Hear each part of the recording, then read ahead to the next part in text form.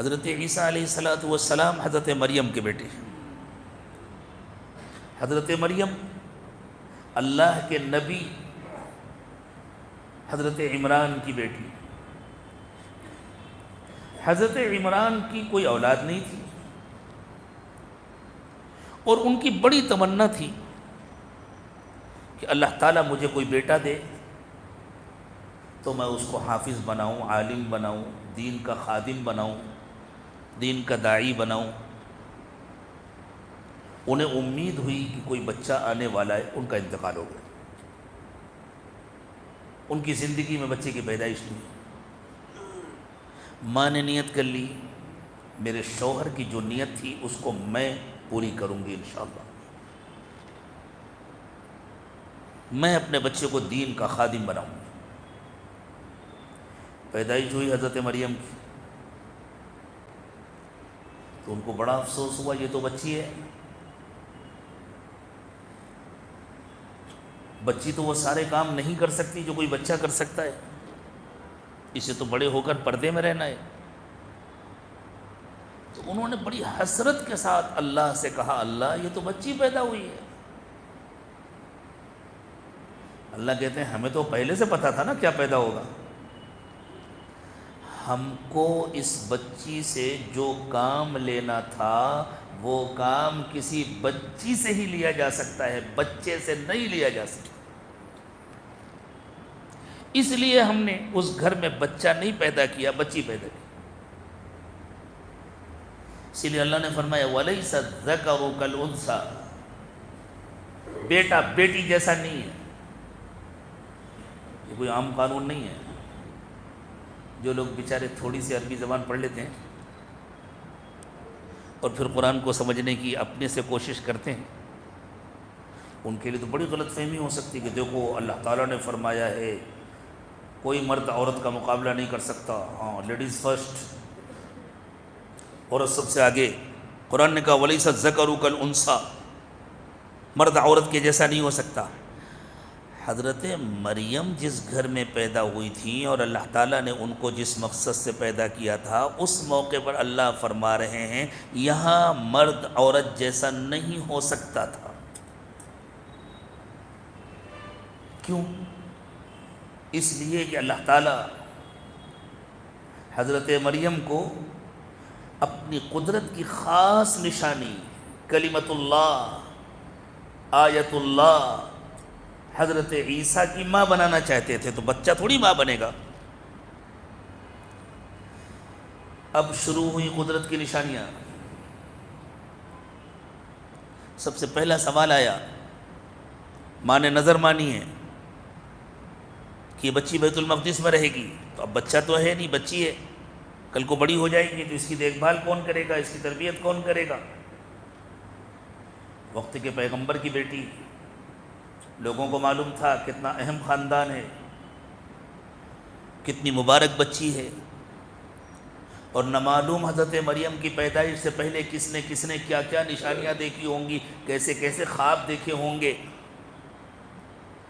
حالات یہی بتلاتے ہیں کہ اس زمانے کے جتنے نیک اور صالح متقی اور اللہ کے ولی تھے وہ سب دعوے دار بن کر کھڑے ہو گئے اس بچی کی پرورش ہم کریں۔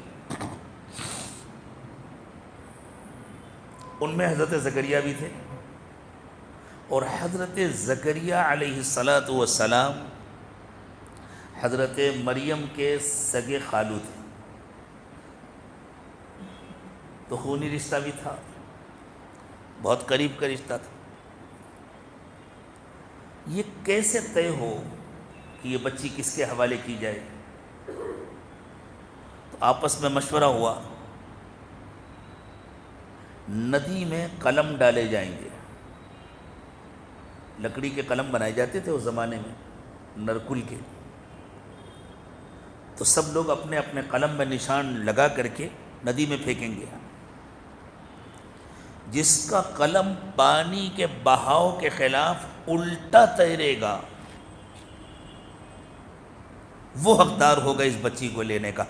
لکڑی کا ٹکڑا پانی میں سیدھا تیرتا ہے کہ الٹا تیرتا ہے؟ شروع ہو گئی قدرت کی نشانیاں۔ سارے قلم ڈالے گئے، سب کے قلم بہہ گئے، حضرت زکریا کا قلم الٹا تیرنے لگا۔ اور اللہ کسی چیز کو الٹا تیرانا چاہے تو کچھ مشکل تو نہیں نا، مچھلی الٹی تیرتی ہے کہ نہیں؟ ہمارے مہاراشٹر کا ایک بہت بڑا علاقہ ہے جو پورا سمندر کے کنارے ہے، ساحل کا علاقہ جس کو کوکن کہتے ہیں۔ کوکن میں ایک مقام پر جانا ہوا، وہاں نیچے ندی ہے، اوپر پہاڑ کے اوپر آبادی ہے، اور پہاڑ کے اوپر پانی کا چشمہ ہے جس سے وہاں بسنے والوں کو پانی ملتا ہے، اور وہ پانی اوپر سے نیچے آتا ہے، یوں سیدھا نہیں، یوں اوپر سے آتا ہے پہاڑی کے ساتھ۔ وہاں لوگوں نے ہم کو بتلایا ہے کہ حضرت اس پانی پر الٹی تیرتی ہوئی ندی سے مچھلیاں اوپر جاتی ہیں، اور اوپر بسنے والوں کو اللہ تعالیٰ وہ تازہ تازہ مچھلیاں دیتے ہیں۔ بہاؤ کے خلاف تیرنا اور زمین پر سیدھے چلتے ہوئے پانی میں نہیں، اوپر سے جو پانی اتر رہا ہے پہاڑ کے ساتھ ساتھ اس پر تیر کر اوپر جانا، یہ بھی تو اللہ ہی کی قدرت سے ہو رہا ہے نا۔ یہ طاقت بھی تو ان مچھلیوں کو اللہ نے دی، وہ چشمہ ہم نے خود اپنی آنکھوں سے دیکھا، ان مچھلیوں کو چڑھتے ہوئے تو نہیں دیکھا، لیکن وہ چشمہ دیکھا، وہ ندی دیکھی۔ حضرت زکریا کا ڈالا ہوا قلم الٹا چلا، بچی مل گئی حضرت زکریا کو۔ حضرت زکریا خود بھی اللہ کے نبی تھے۔ اب جیسے جیسے حضرت مریم بڑی ہونے لگی، ان کے ذکر کے، ان کے تقوی کے، ان کی عبادتوں کے، ان کی للہیت کے چرچے ہونے لگے پوری قوم میں۔ پھر لوگوں میں یہ چرچا ہونے لگا کہ بھائی اس بچی کے پاس تو جنت سے کھانا آتا ہے۔ خود حضرت زکریا جو اللہ کے نبی تھے اور اس وقت تک ان کی کوئی اولاد نہیں تھی، دعا مانگتے تھے، اور دعا مانگتے مانگتے بوڑھے ہو گئے تھے، حتیٰ کہ یہ سمجھ کر کہ شاید اللہ کی یہی مرضی ہے کہ میں لا ولدی رہوں، دعا مانگنا بند کر دیا تھا کہ جو اللہ کی مرضی میں اس سے راضی۔ اللہ فرماتے ہیں حضرت زکریا حضرت مریم کے پاس تشریف لائے تو دیکھا تازہ کھانا رکھا ہوا ہے، دروازہ باہر سے بند تھا۔ کلما دخل علیہا زکریا المحراب وجد عندها رزقا، پھر یہ ایک دن کا واقعہ نہیں تھا، یہ روز کا معمول بن گیا۔ لفظ کلما عربی زبان میں کسی واقعے کے تکرار کو بیان کرنے کے لیے استعمال کیا جاتا ہے۔ جب بھی حضرت زکریا تشریف لے جاتے تو دیکھتے وہاں تازہ کھانا رکھا ہوا ہے۔ جب پہلی مرتبہ جا کر انہوں نے دیکھا تو ان کو تعجب ہوا، کمرہ تو میں بند کر کے گیا تھا، وہاں جو سالکین کے لیے مسجد کے برابر میں حجرے بنے ہوئے تھے، حجرے کو محراب کہتے ہیں۔ اصل میں محراب امام خانے کو نہیں کہتے، یہ تو بات کا استعمال ہے۔ مسجد کے ساتھ میں سالکین کے لیے، ناسکین کے لیے، معتکفین کے لیے، متعبدین کے لیے کچھ حجرے بنا دیے جاتے تھے کہ بس وہ ان حجروں میں رہیں، تنہائی میں رہیں، اللہ اللہ کریں، اپنی عبادت میں مشغول رہیں، اور جب نماز کا وقت آئے تو آ جائیں، کھانے کا وقت آئے تو کھانا لینے کے لیے آ جائیں، یا وہاں کھانا پہنچا دیا جائے، ضرورت کے لیے فارغ ہونے کے لیے جائیں، پھر آ جائیں، اور جتنا زیادہ سے زیادہ ہو سکے تنہائی میں اللہ کی عبادت کریں، اور پھر مسجد میں آ جائیں عبادت کریں۔ تو حضرت زکریا حضرت مریم کے حجرے کو باہر سے بند کر کے کہیں تشریف لے جاتے تھے تاکہ کوئی نامحرم اندر نہ جا سکے۔ تو دروازہ بند تھا، حضرت زکریا نے خود دروازہ کھولا، اندر تشریف لے گئے تو دیکھا حضرت مریم تو مصلی پر ہیں، عبادت میں مصروف، اور تازہ تازہ کھانا رکھا ہوا۔ دو باتوں پر حیرت ہوئی، دروازہ بند تھا تو کھانا کیسے آیا؟ اور کھانے میں جو فروٹ ہیں وہ اس سیزن کے نہیں ہیں، اگر کوئی لایا بھی تو بغیر سیزن کے فروٹ کیسے آئے؟ شاید اس زمانے میں کولڈ اسٹور نہیں ہوتے تھے کہ کوئی یہ کہے کہ کہیں رکھے رہے ہوں گے آگے ہوں گے، ٹرانسپورٹ کا بھی ایسا انتظام نہیں تھا کہ کسی اور ملک سے آگے ہوں گے۔ ہر علاقے میں تازے پھل کھائے جاتے تھے، تازے پھل رکھیں اور بغیر موسم کے رکھیں۔